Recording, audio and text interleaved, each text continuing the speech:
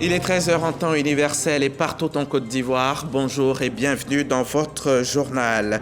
Journal qu'on ouvrira en RDC où se trouve Patrick Hachi depuis hier dans le cadre des 9e Jeux de la francophonie qui démarrent ce vendredi. Le Premier ministre y représente le chef de l'État. Avant la cérémonie d'ouverture de la compétition prévue pour ce soir, le chef du gouvernement a été reçu par son homologue. À Rome, capitale de l'Italie, plusieurs activités à l'agenda du ministre d'État, ministre de l'Agriculture et du Développement rural. 4 opérateurs italiens à l'ambassade de la Côte d'Ivoire ont échangé avec Kobena Kwasi Adjoumani sur les opportunités d'affaires dans le domaine agricole et entendent venir participer à la vie économique ivoirienne. Au Gabon, la Cour constitutionnelle a rejeté le recours formulé par des représentants de la société civile et des opposants, dont les principaux candidats à l'élection présidentielle. Ces derniers avaient saisi la Cour pour contester la modification de la loi électorale en plein processus électoral. Tous craignent que les modifications favorisent la fraude et l'achat des votes.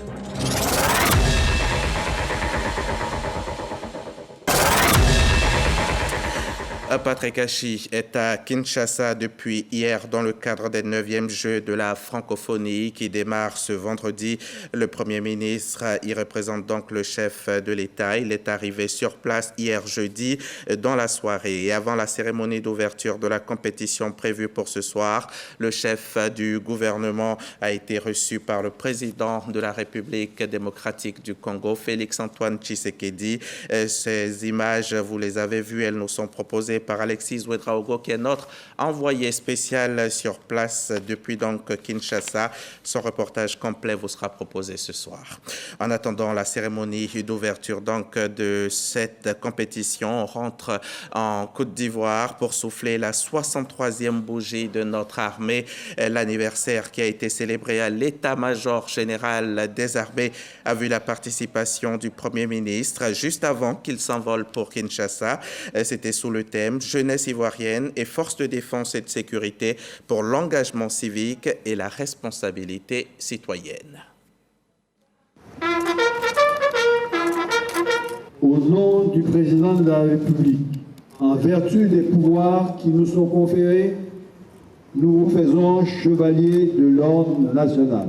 La célébration des 63 années d'existence de la grande muette ivoirienne permet de reconnaître les mérites d'illustres serviteurs.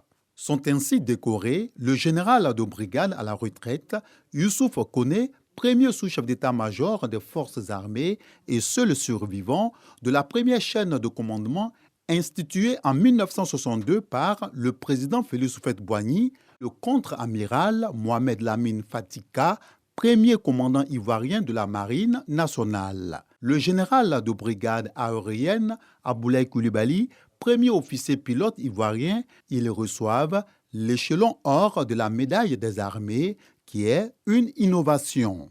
Après eux, ce sont 9 personnalités, y compris le chef d'état-major général des armées, sont distingués dans différents ordres de la médaille des armées. C'est en 2019 qu'a germé l'idée de consacrer une journée aux armées, à la date anniversaire de leur création, le 27 juillet 1960. Cette initiative ne vise nullement l'autocélébration d'une entité aux habitudes et traditions bien ancrées. Il s'agit plutôt, pour ceux dont le contrat opérationnel est de protéger la nation, de marquer un temps d'arrêt, celui d'opérer une introspection individuelle et une réflexion prospective collective. Se souvenir des défunts, évaluer les acquis et célébrer les exemples est donc l'ambition de cette journée, dite journée du souvenir et d'hommage des armées. Dans le but de promouvoir l'excellence, ce sont 2 soldats qui se sont bien illustrés dans les missions au Mali et à Togo, ainsi que l'ex-enfant de troupe Victoria Kra-Ndri, qui a obtenu plusieurs prix, sont sur la liste des honorés. La journée du souvenir et d'hommage des armées est une initiative qui oppose parfaitement la vision du chef suprême de l'institution, indique le ministre d'État, ministre de la Défense, Téné Birahima Ouattara. Le thème choisi pour cette 3e édition qui est Jeunesse ivoirienne forces de défense et de sécurité pour un engagement civique et une responsabilité citoyenne s'inscrit parfaitement dans la vision du chef de l'État pour cette année 2023. La jeunesse, qui est une force pour notre pays, doit être armée de vertus et des valeurs pour assurer pleinement la relève et faire face aux défis de la sécurité humaine et collective. Je voudrais féliciter tous les récipiendaires de ce jour et leur formuler des vœux de persévérance dans la voie qui leur a permis d'être distingués. Autre fait marquant de la commémoration, une minute de silence en hommage aux soldats qui ont donné leur vie pour la patrie et cette pose de gerbes de fleurs au pied du monument aux morts par le Premier ministre Jérôme Patrick Achi. Et le reportage de nos envoyés spéciaux à Kinshasa est disponible. Alexis Ouedraogo et Adama Akere nous proposent la rencontre d'échange entre Patrick Achi et son homologue RD congolais. Patrick Achi chez son homologue Jean-Michel Sama Kwenge. En marge de l'ouverture officielle de la 9e édition des Jeux de la francophonie, les deux chefs de gouvernement ont échangé ce vendredi à la primature de la République démocratique du Congo sur plusieurs sujets d'actualité. C'était l'occasion pour nous d'abord de nous rencontrer en tant que pays frères, réaffirmer tout l'engagement que nous avons envers nos deux pays respectifs et notre collaboration bilatérale. Ici, bien sûr, nous avons cette question de la francophonie où nous avons mis en avant cet accueil qui doit être bien fait pour tous les athlètes et toute cette compétition sportive qui va démarrer dès 18h de ce jour. Mais par la suite, les prochaines étapes que nous devons avoir en bilatéral, peut-être des prochaines visites qui pourraient intervenir, notamment de ma part, en Côte d'Ivoire prochainement. La Côte d'Ivoire a abrité en 2017 la 8e édition des Jeux et vient soutenir un pays frère. Pour nous, c'est également donc une occasion de traduire le rapprochement des relations entre nos deux pays, nos deux chefs d'État, mais également avec le Premier ministre de faire un tour d'horizon de nos relations bilatérales sur un certain nombre de questions qui sont donc d'actualité, mais également qui touchent nos secteurs publics, privés, et de jeter un regard sur l'avenir pour voir comment renforcer ces relations-là. Donc ça sera un plaisir pour nous de voir bien sûr, après la cérémonie d'ouverture, nos athlètes qui vont compétir en espérant qu'ils, bien sûr, gagnent le plus grand nombre de médailles possible. Tout à l'heure, avec Monsieur le Premier ministre, on essayait de voir quelles étaient les chances des uns et des autres. Mais le plus important, comme vous le savez, c'est que la fête soit belle et on voulait saisir l'occasion pour féliciter la République démocratique du Congo pour avoir réussi cet événement majeur que la Côte d'Ivoire a eu l'occasion de réaliser il y a quelques années et dont on sait que ce n'est pas quelque chose de très facile. Un peu plus tard, le chef du gouvernement recevait en audience son homologue sénégalais. Le Sénégal, tout comme la Côte d'Ivoire, joue un rôle extrêmement important dans la francophonie et c'est pourquoi nos deux chefs d'État nous ont mandatés pour venir les représenter. Je pense qu'avec la Côte d'Ivoire, nous allons prendre peut-être un peu plus de médailles. Mais bon, c'est un jeu. Notons que 25 athlètes ivoiriens prennent part aux Jeux dans les disciplines du judo, de l'athlétisme, de la lutte et des sports paralympiques. C'est le tout premier événement qui a lieu au mythique parc des expositions de Côte d'Ivoire, un grand concert qui a réuni de grands artistes de la scène musicale ivoirienne, notamment Didi B, Serge Beno et Yodé Siro, des artistes appréciés par les nombreux spectateurs et les membres du gouvernement qui ont fait le déplacement du parc le week-end dernier. Le spectacle était mémorable, comme nous le rapporte Patricia Omouitia. Le parc des expositions d'Abidjan envahi par plus de 1000 personnes pour participer au concert géant de plusieurs artistes de renom. Les démonstrations chorégraphiques du coupé décalé et du zougou ont enflammé la salle du grand hall d'exposition. Plus de 4 heures de show et la tension monte d'un cran avec des pas de danse des personnalités.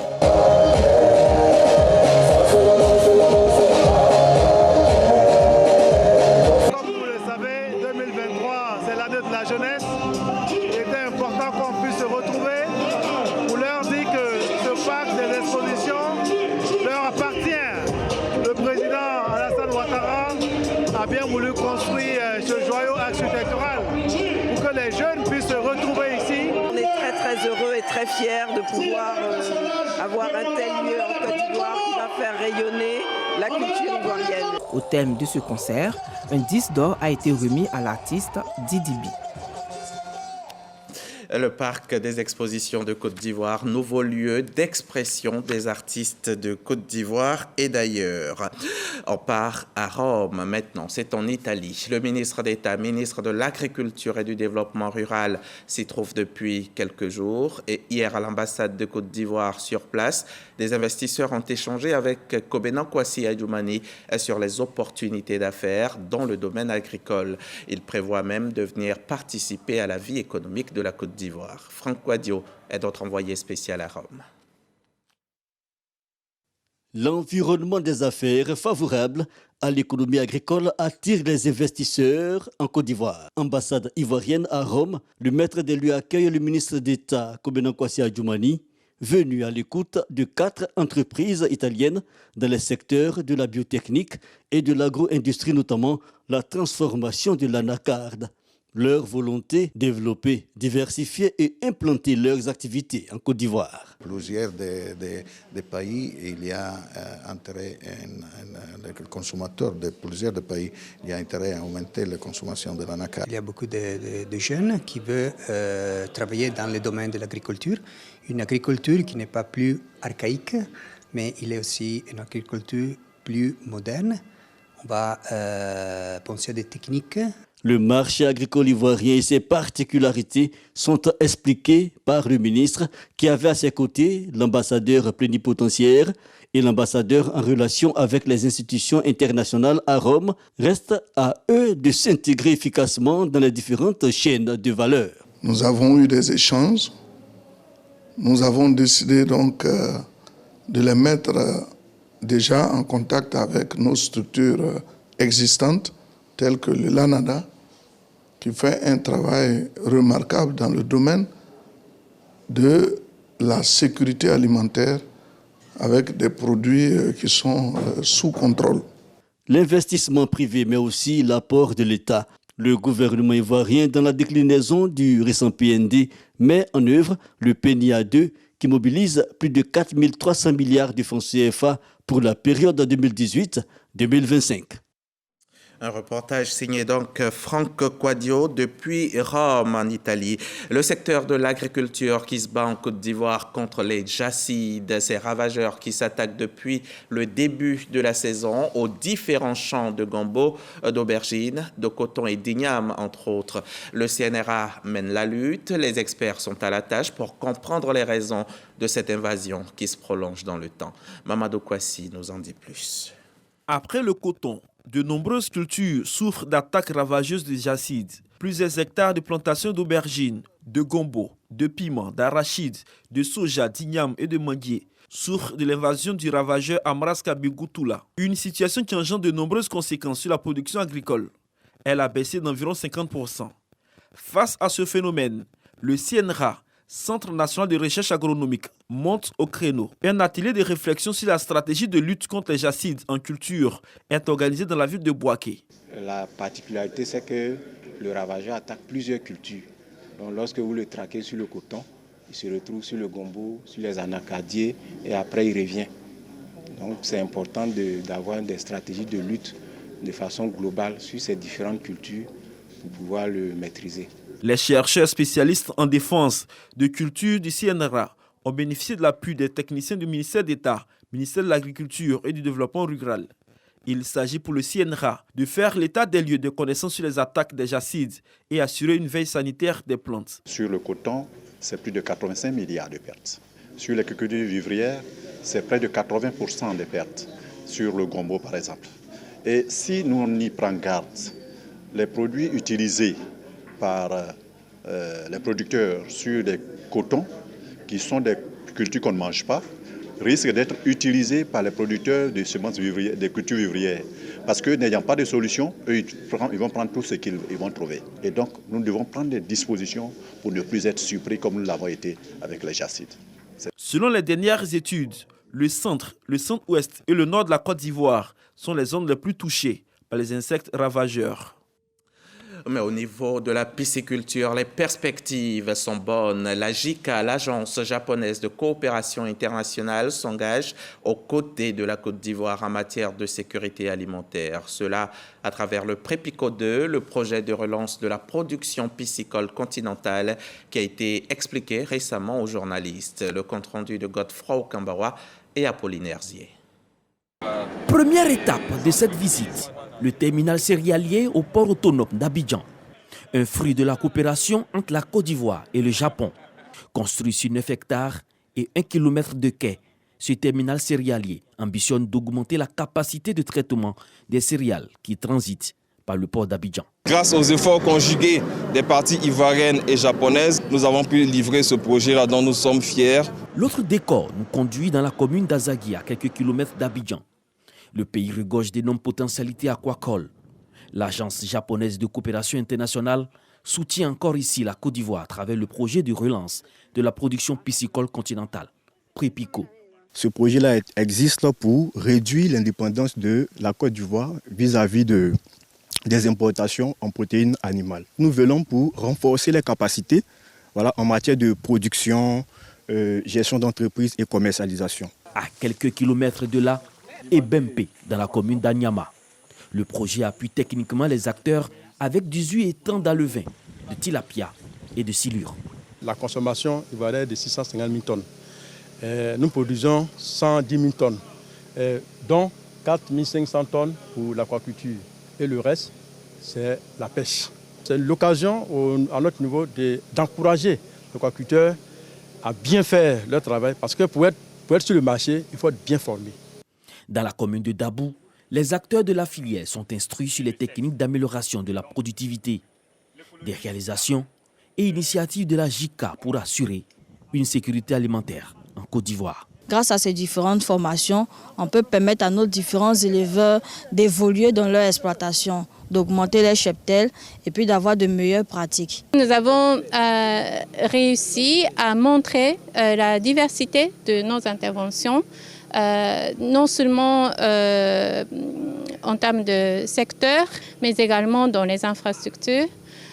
Et aussi sur les modalités, parce que nous employons différentes modalités, comme le prêt, comme la coopération technique, comme le don. Ce projet de relance de la production piscicole continentale est financé à près de 3 milliards de francs CFA par la JICA.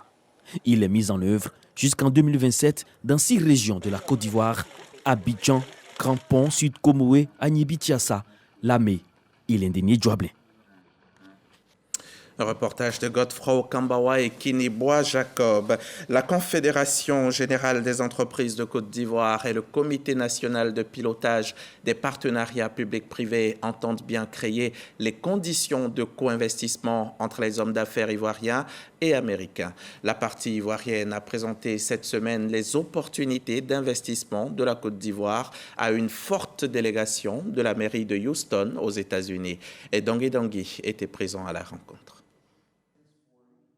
Avec la présentation de ses atouts, de son potentiel, des opportunités d'affaires et de l'attractivité de son environnement des affaires, le secteur privé ivoirien a su vendre la Côte d'Ivoire, selon le terme d'un observateur, à la trentaine d'hommes et de femmes d'affaires américains de la délégation du maire de Houston.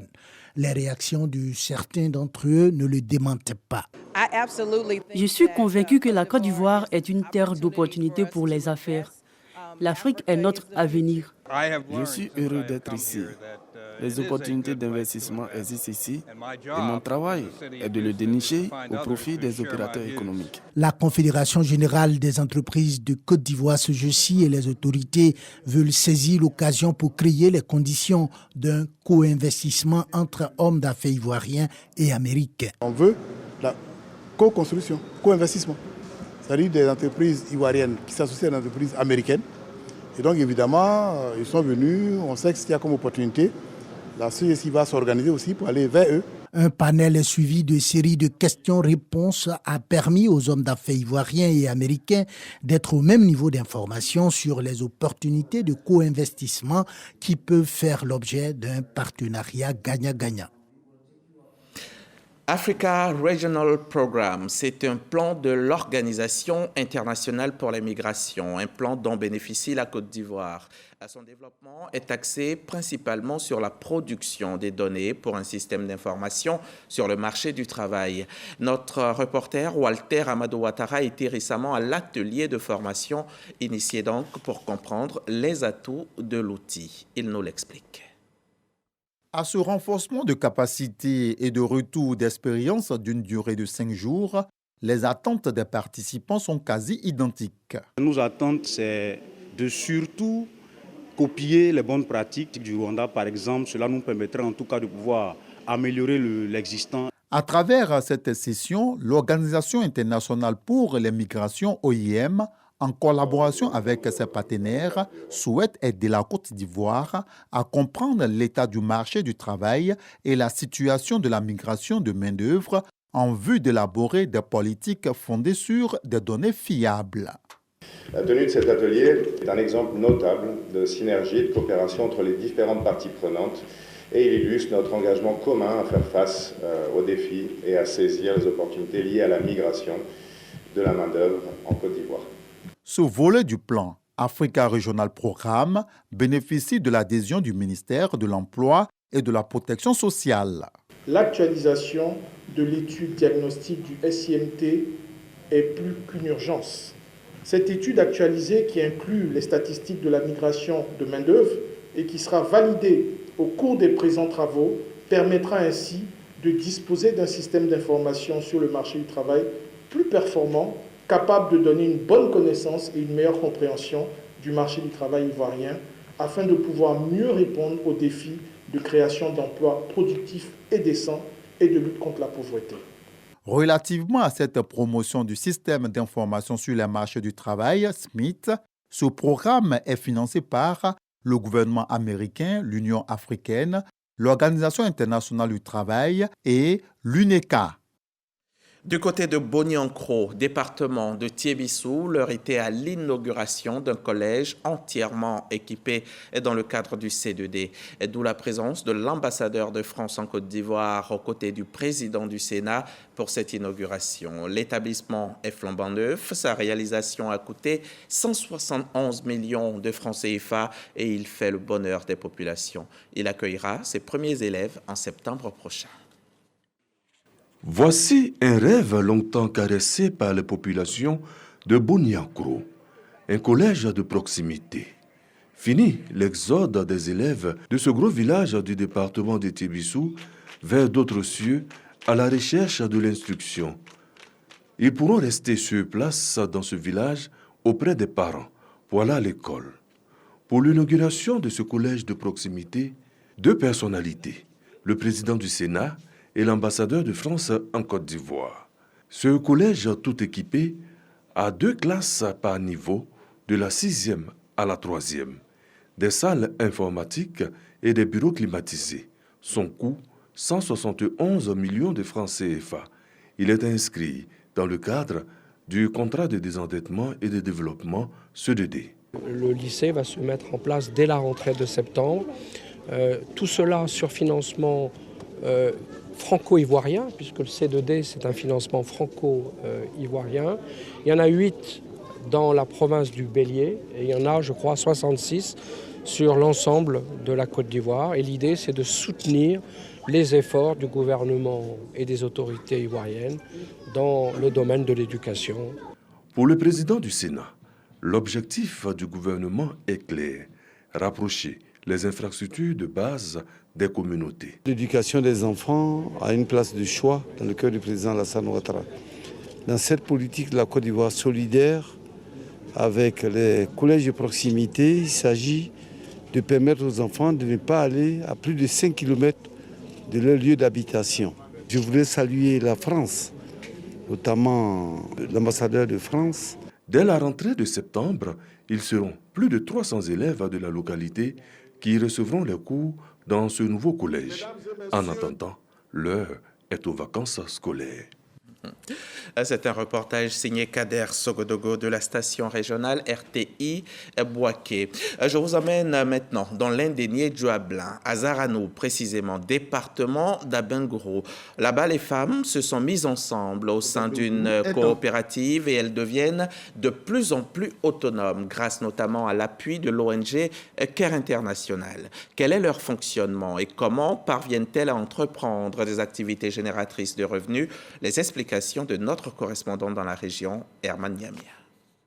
Le combat pour l'autonomisation de la femme rurale à Zaranou, une sous-préfecture du département d'Abengourou, est en marche. À travers cette procession des femmes, issues de plusieurs coopératives des villages de la sous-préfecture, elles matérialisent ainsi leur volonté de s'assumer. Grâce à l'ONG Care International, ces femmes, parmi lesquelles on compte quelques hommes, ont réussi à travers de petites cotisations à épargner plus de 92 millions de francs CFA. Dans l'AVEC, je peux mettre mes enfants à l'école sans problème. En tant qu'une femme orpheline, mais avec l'AVEC, tous mes enfants vont à l'école. Tous mes enfants font ce qu'ils font.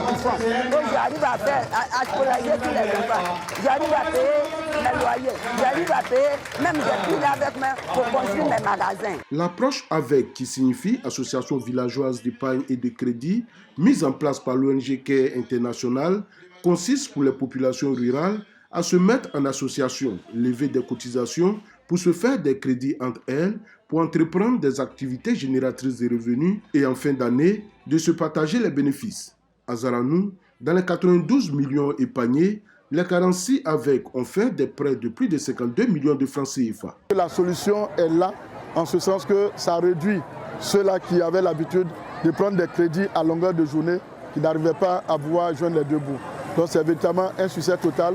Le sous-préfet de Zaranou a salué cette initiative avant d'encourager les femmes à poursuivre sur cette voie afin d'assurer leur autonomie. Quand on se met ensemble, on va loin.